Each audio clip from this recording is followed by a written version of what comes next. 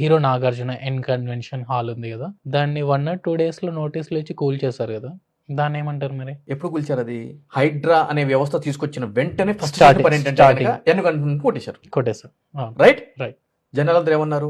Super, అవును. Salute Revanth Reddy గారు, నాగార్జున. హైడ్రా రంగనాథ్ జిందాబాద్, చిన్న.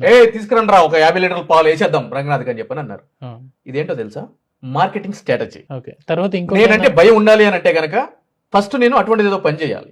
అప్పుడు ఏమైతే తెలుసా, గుండె టటాటట కొట్టుకుంటా ఉంటది.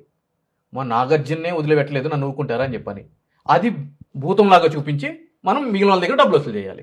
అయిపోయి క్లియర్ మార్కెటింగ్. స్టార్టింగ్ లోనే చేస్తారు అది. ఎగ్జాక్ట్లీ. మరి దాని తర్వాత ఎందుకు జరగలేదు? 2024లో జూలై నెలలో it seems, maybe I thought July నెలలో హైడ్రా జియో ఇచ్చిన వెంటనే చేసిన ఫస్ట్ పని.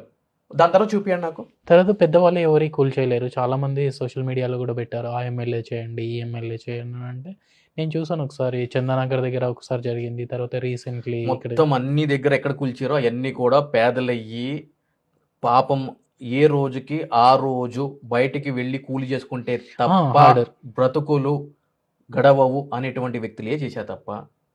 ఈ రోజు హైడ్రా పెట్టింది దేనికోసం అండి? చెరువుల జన్వాడ ఫామ్ హౌస్ కోసం. KTR exactly, Janwada farm house కోసం.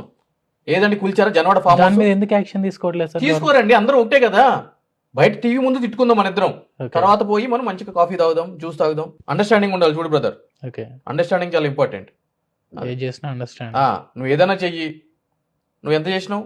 100 రూపాయలు సంపాదించినావు, నాకు ఇచ్చే 50 రూపాయలు నాకు ఇచ్చే. సరిపోతుంది. అండర్స్టాండింగ్ ఇంకేం అవుతుంది. అంతే అంతే సేఫ్ అండ్ సెక్యూరిటీ. అంతే అంతే. ఇదే జరుగుతుందా సార్ హైడ్రా కంప్లీట్ గా? ఇదే జరుగుతుంది.